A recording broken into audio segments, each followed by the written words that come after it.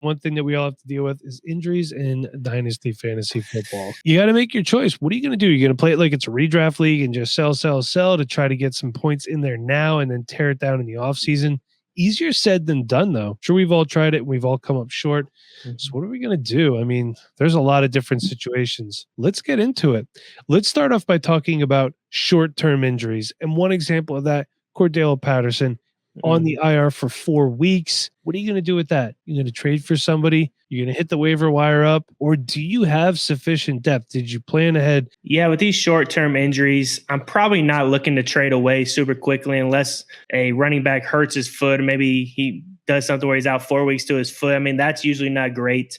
But in Dynasty, I'm really not doing too much on short-term injuries. Like with Cordell Patterson, like he's the guy there at running back. He's going to be back and he's still going to be the guy. It's not like somebody else is going to take his spot most likely unless somebody shows out like Tyler Algier can come in and seem like he had a pretty decent game after Patterson was hurt. But yeah, I'm not doing too much with short-term. I'm probably just looking, put them on IR if they're able to go on IR and then move on to the waiver wires where you're going to have to find somebody kind of greasy at running back. A lot of times at wide receiver, you can find somebody to work with, somebody that you believe in. Running back's a little bit harder. You have to find somebody that possibly has PPR upside if you're in a PPR league, or try to find a guy that maybe if somebody gets hurt, that person goes into the game. Khalil Herbert would have been a good one. Obviously, he's not going to get on the waiver wire, but he's a guy you could have traded for where Montgomery goes down. You can slide him in as a RB2, RB, or a flex in your offense.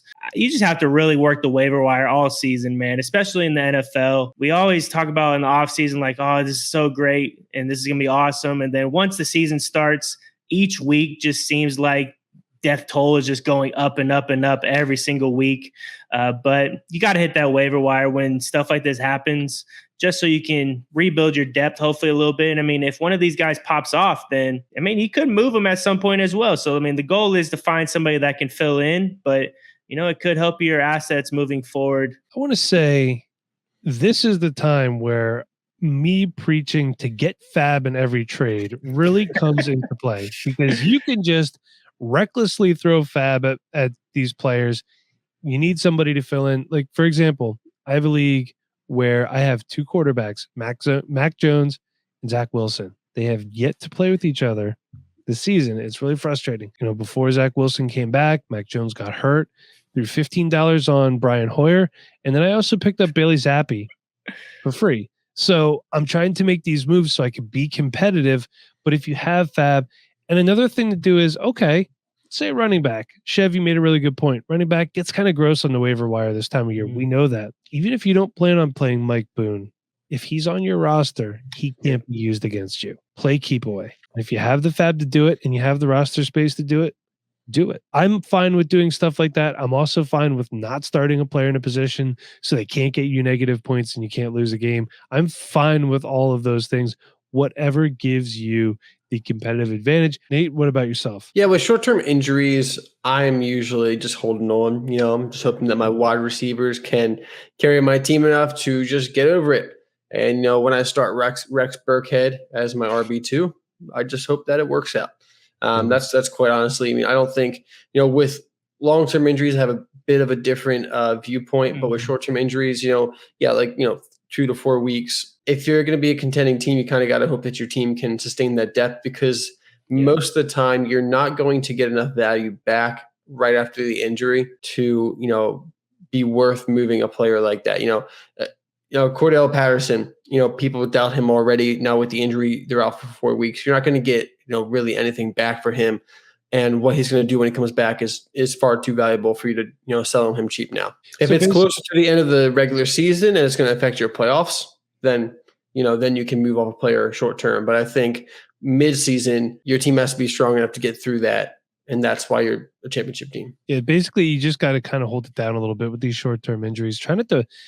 I feel like a lot of people, they just panic sell real fast when someone gets hurt. And You just can't do that. You're really only doing yourself a disservice. Do we look to buy, sell, hold these players? If so, when do we look to do that? And I think we're talking about when a player gets hurt. What are we looking to do? Not just on your team, but if they're on a different team, what are we looking to do? Nate, let's start it off with you. We'll just kind of go back around here. Yeah, if when a player gets injured, if you're a team that at the moment has a lot of depth, and you can get a player, say you can get a Cordell Patterson for, maybe a 20, 23 second if if you feel like that's going to be the missing piece once he comes back, or DeAndre Hopkins even, moving for a guy like that who is going to be guaranteed to have value as soon as he comes back. He just has to come back. I think when you're a competing team and you have extra mid-round picks or some extra depth you can move around, if it makes your starting lineup better when that player gets back and you can sustain, whatever you have to give up until that player comes back, then I think it's great.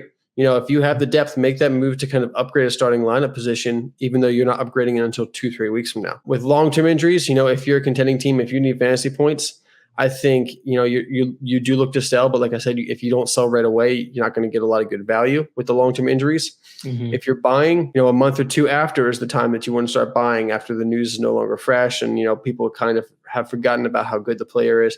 That's the good time to buy if you're in a rebuild, if you're looking towards next year, 2 years from now, as kind of your time to shine. Go ahead and take the injury discount. It's probably the best price you're going to get for some of these players. For me, I'm looking to buy if I'm out of contention, to be honest with you. Mm-hmm. I'm not trying to buy an injured player if I'm still in it. My team's 3-1, 4-0. I'm just going to hold on with my depth. I'm looking to sell if it's later in the season and I need that push and it's not, that player's not going to help me. But for the most part, overall, I'm holding, doing the same thing Nate says, hoping that Joshua Palmer comes through for me with one last big game before Keenan Allen comes back. Yeah, I really liked a lot of what you guys said. I mean, I'm also a person that likes to trade for guys like 3 weeks out, like Nate was talking about. Try to go get those guys right before they come back or when they're forgotten about. Jameson Williams for me is a guy that I'm probably looking to acquire now. I mean, there's a possibility he's coming back in the coming weeks. I haven't seen any news recently on him, but I'd imagine at some point this season, week 7, we'll probably see him. And I mean, we've seen that offense with the Lions has been somebody that they're going to score a lot of points and they're also going to give up a lot of points, which means they're probably going to be throwing the football a lot as well. And Jameson Williams with Amon-Ra St. Brown, I mean, that offense should be pretty decent, especially in trash time. So, I mean, I'm trying to look at Jameson Williams. I'm not sure how available he is for some teams, but some people maybe forgot how good he was at Alabama. That's what I would do. I'd be looking out for those guys. How does where you're at as a team impact the moves you make when dealing with an injury? I mean, this question says it all, obviously. Yeah. And, I think we already kind of touched on this. We talked about, with the long-term injuries, if you're a contending team, sell, stay away from. If you're a rebuilding team, if you're looking towards next year, those long-term injuries are the perfect time to get that discount, for future production. Because at that point, you don't care about 2022 fantasy points. You're looking at 2023 fantasy points. Mm-hmm. As much as I love a player like Javonte Williams, I think he's talented. The injury definitely throws a wrench into his growth, his development as a running back, and how quickly he comes back. And also, on the team that I have, Javonte Williams, I needed fantasy points this year. You start to realize by this point in the season, if you're a contender or not. You're looking at your record, but you're looking at points scored. You're looking at potential points. And if you're not sitting there like in the top 8, you're starting to look towards next year unless, you have something really clicking your way with some of these players. Maybe you have Dak coming back and DeAndre Hopkins on the bench. As soon as you're looking towards next year, these injury discounts are the way to go. Yeah, I agree. I mean, we talked about it on last episode, Javonte Williams. I brought up, if you need points, might be the time to sell him. If you don't need points, probably just hang on to him. So I agree with Nate, man. Javonte's a good player, but he's not going to win you a championship this year, maybe not even next year. So, I mean, if your window is now is the time to trade Javonte, honestly, because you're not going to see production maybe for 2 years. As they say, situations are situational. Somewhere in the middle seems to be where I'm at with everything right now. Like every time I get an injury, I want to just panic and be like, I need to do something about this right away. But when you do something like that, look, a lot of the people you play with, they're sharks. They smell blood in the water. Can't overreact to things. You also don't want to underreact to and do nothing because injuries are going to keep piling up. That happens in this game. Bye weeks, they're going to be coming up really soon. You have to start to consider that too. Also, shout out to Sleeper for putting the bye weeks right next to the player's name. Makes it so helpful. I can just look at my roster and be like, week 9, we're going to have problems. If I'm competing, I'm going to be a little more compelled to move future assets, maybe some lower tiered players. If I'm rebuilding, get these guys off my roster. What can I get for the future? Stuff like that. So, but most of the time I'm somewhere in the middle. How do you fill a void left by a stud who's lost for the whole season or a significant amount? Look, Javonte, talking to town right now. CMC healthy, Saquon healthy, Javonte not healthy. What do we do here? I mean, first things first, look at your depth and assess. What are you doing when a void is felt here? Yeah, I actually just lost Javonte Williams in one of my leagues, my only share of him, and I traded him away. I traded him for Clyde Edwards-Helaire and James Robinson. I needed fantasy points in 2022. I think I'm a championship contending team. I just sold Javonte Williams, and I sold him for James Robinson, Clyde Edwards-Helaire. One thing is, it gives me points. And in a team where I think I'm contending, it also takes those points out of my opponent's lineups because this person who I sold Javonte Williams to isn't a full rebuild. Those two guys were leaving his team at some point this year, no matter what. They got to my team. So makes my team better. It doesn't let other teams get better with those two players who are having good years so far. I know we've said it and it's kind of vague, but do you need points? If you need points and you have to fill that void, you got to make a move. And if it's a long-term injury, you have to sometimes move that player if you don't have the depth elsewhere to move. If you have a ton of wide receivers and you lose a running back, you can just get rid of one of your many wide receivers to, find a running back to replace. But if your depth isn't quite that large, you might have to move the player that just got injured. You got to make a decision. Do I have the depth to go forward or do I need to move? I'm fine with moving someone if I feel that I can get at least similar value, or if I'm quote unquote tearing down, or Nate, like you said in the last episode, or I think you just said it now, Javonte for CEH and James Robinson, I'm fine with that. It gives you two pieces right ahead right there to keep pressing on. I mean, you play to win the game in Dynasty. Like,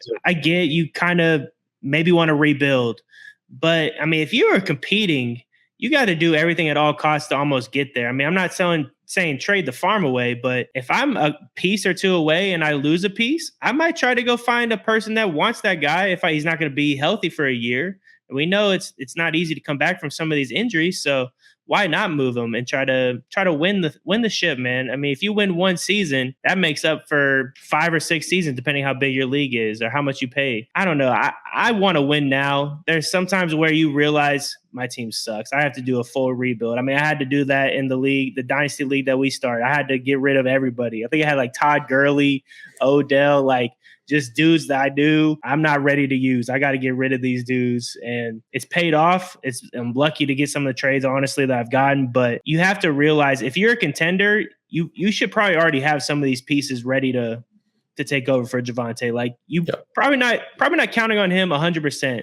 You probably have a couple more backs in your stable that you can stick in and be fine if you're a contender. If you're rebuilding, I mean, there's a good chance you're stuck with somebody that's not as good. You have to realize where your team is at, honestly, for me. If you're contending and you think this move makes you better and it gives you points right off the rip and it's going to benefit you in the next season as well, I think you have to do it to try to win. If you think you're that good, if you're contending, that's what you have to do. I feel like as Dynasty players, we are too focused on the new up and coming and picks. There has to be a point where you trade for players, you do what needs to be done, and there's going to come a point where with your team, you're like, it's time. I'm going to play this like a redraft league.